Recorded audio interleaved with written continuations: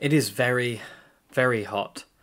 And so you might think wearing a long sleeve black shirt was a bad idea, and you'd be right. But I just got this, and I want to wear it. And I guess stubbornness wins out against heat.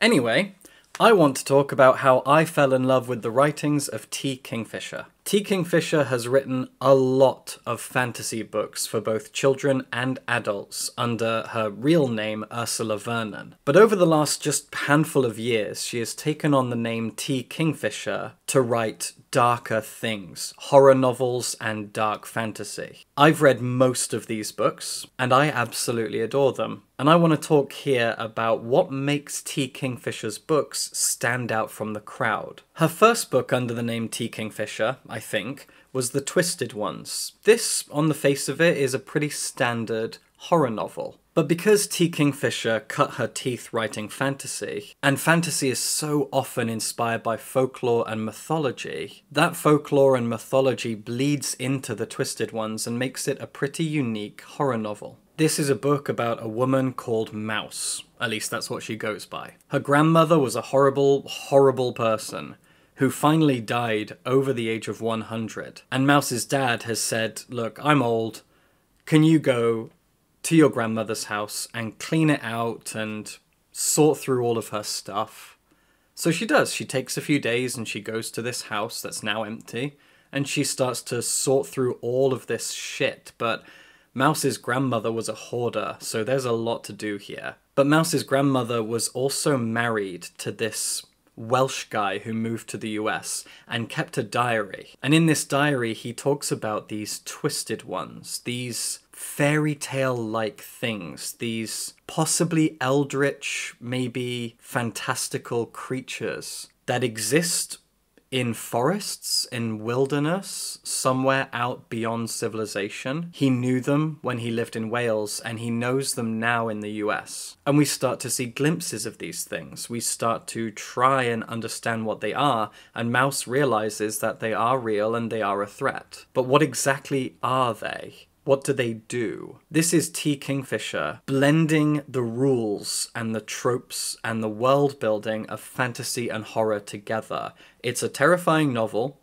At moments it'll really make your skin crawl. But it's the ways that she uses the rules of fantasy world building to create that horror and make you frightened. These twisted ones, the things that they do, the places they come from, the things they create, their behaviors, it all screams fantasy monster, fantasy villain. And the monsters, the creatures, the villains in fantasy can be as scary as you want them to be, and usually they're not. They're threatening, they're dangerous, but our heroes are people who can overcome that, who can face it, who can defeat it. But when you take the tropes and the style and the characters and the design of fantasy and embed it into a real-world modern horror novel, those things are terrifying, impossible to beat, impossible to understand. It makes them feel very eldritch and frightening. It makes you realize that it would be so easy to take the orcs and Uruk-hai from Lord of the Rings and turn them into really frightening horror monsters if they were put into our world in some creative way.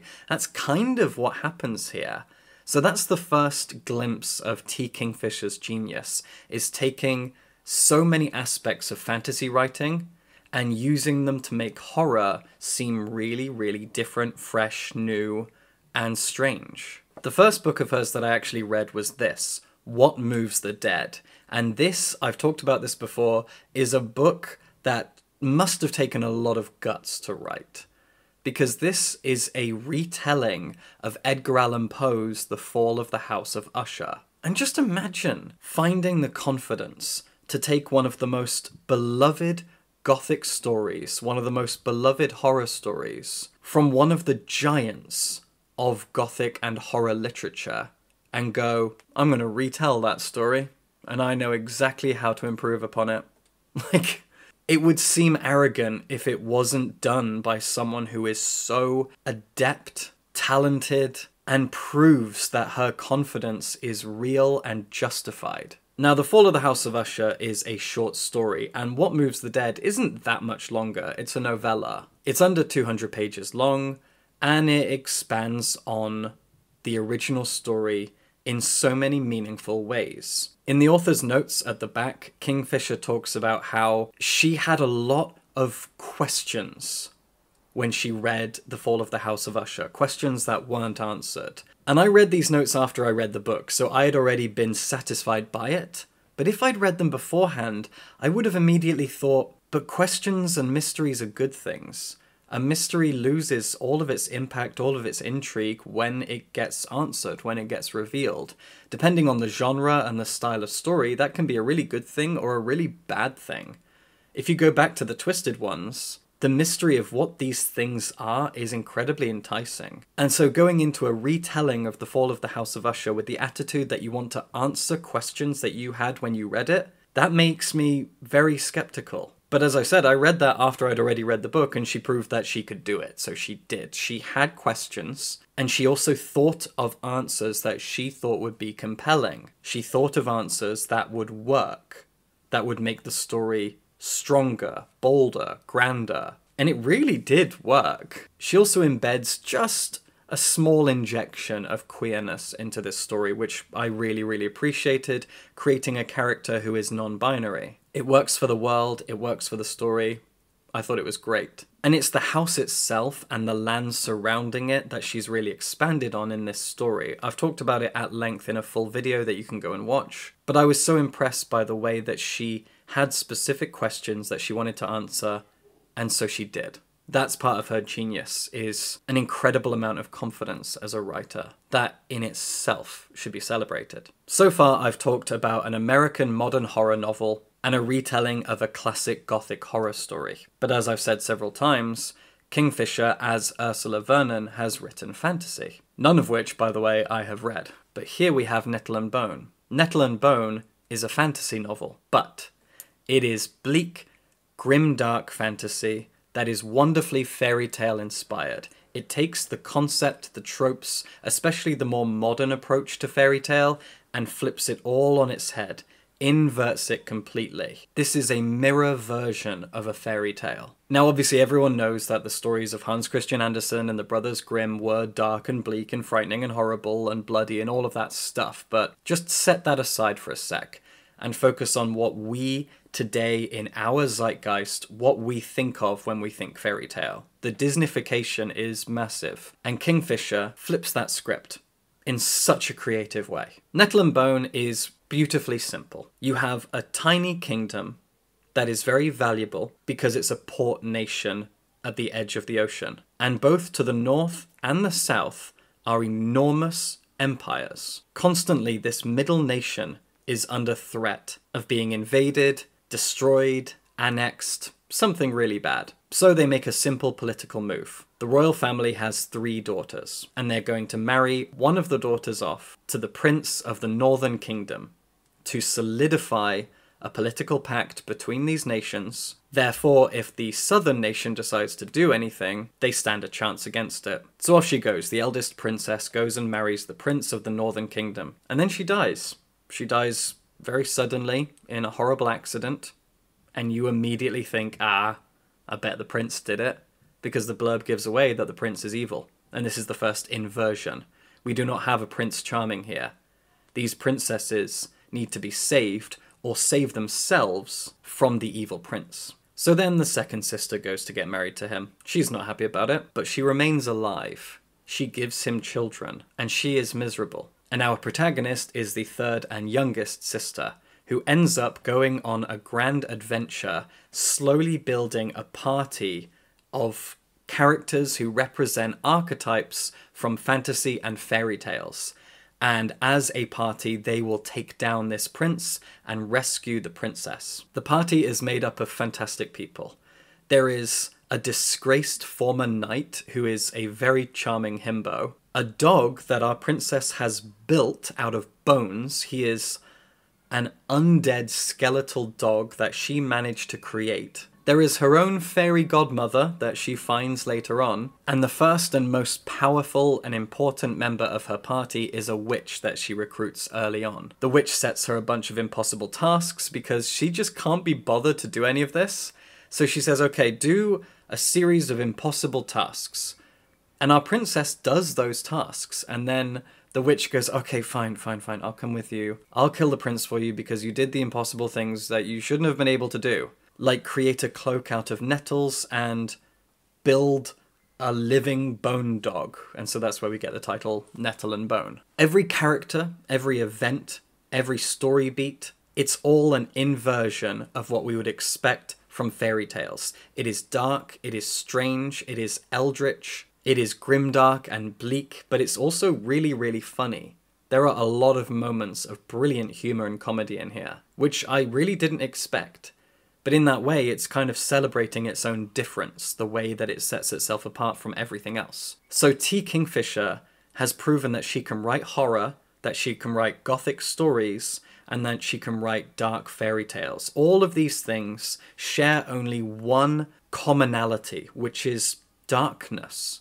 Horror, gothic, and fantasy, all dark. And then most recently, she wrote this, which is probably my favourite book of hers now. A House with Good Bones is something that takes a lot of the tropes that she has established that she's able to do and blends them all together into a modern gothic horror romp. This is a brilliant novel that I read in a single day. A House with Good Bones is a haunted house gothic horror masterpiece. It tells the story of a 30-something-year-old woman called Sam. Sam is an entomologist, and she specializes in archaeology and the remains of insects. So she sometimes goes to archaeological dig sites and looks at mummified bugs and stuff. Sam is visiting her mother for a few weeks, and her mother inherited her house from her mother who died.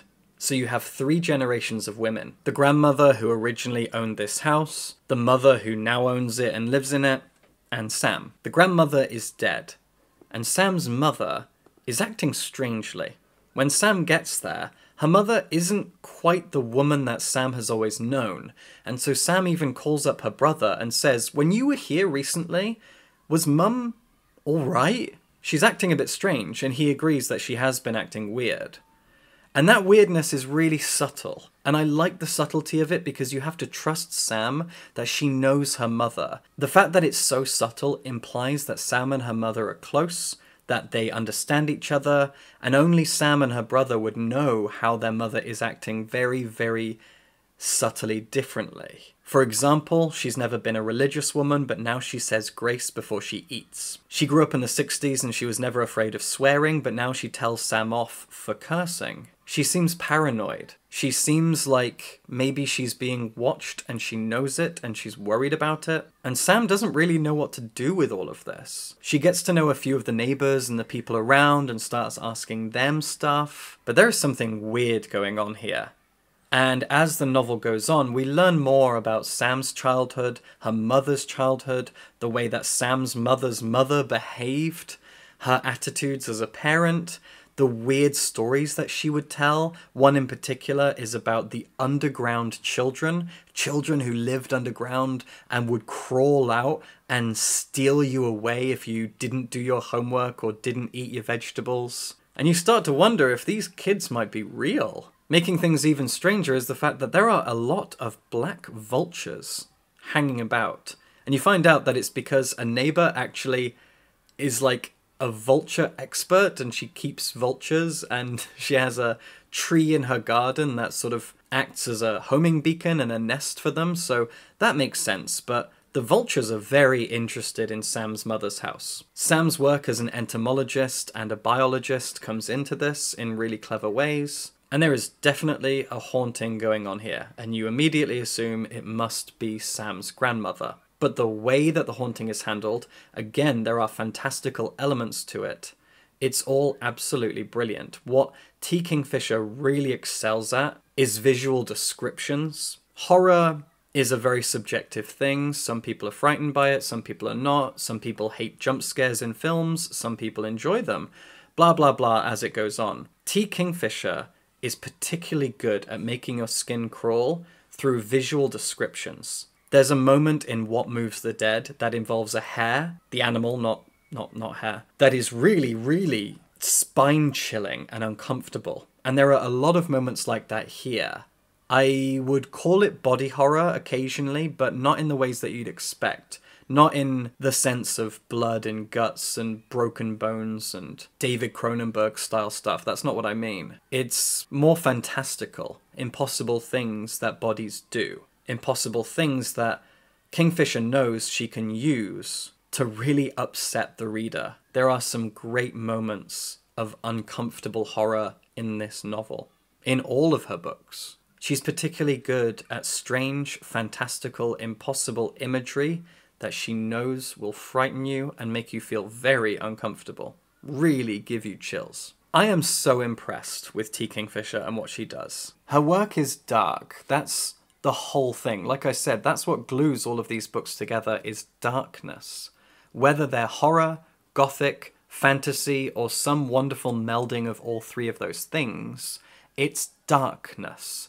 It's strangeness, mystery, impossibility, all of these things that she is so good at exploring and utilizing and even exploiting to tell good stories and really screw up the reader. She looks at horror, she looks at the gothic, and she looks at fantasy and goes, how can I make those things stranger?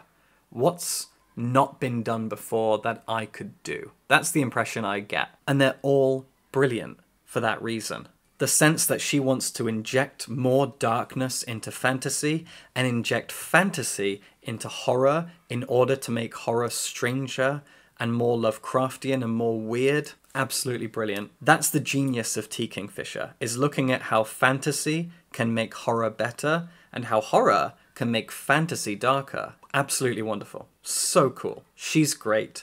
Check out her books if you haven't. And if you want to help me, if you enjoyed this and you want to support me, consider joining my Patreon. I would really love and appreciate your support. If you can spare me $1 a month, I'd be very, very grateful. Subscribe for books.